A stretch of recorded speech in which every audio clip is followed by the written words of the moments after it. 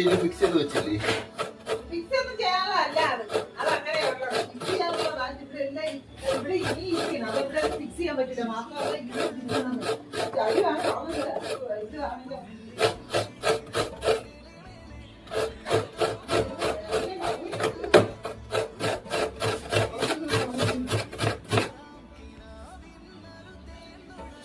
ഇതിലും വേണം ദോശകൾ ഉപയോഗിക്കാൻ ചുടുന്നതായിരുന്നു.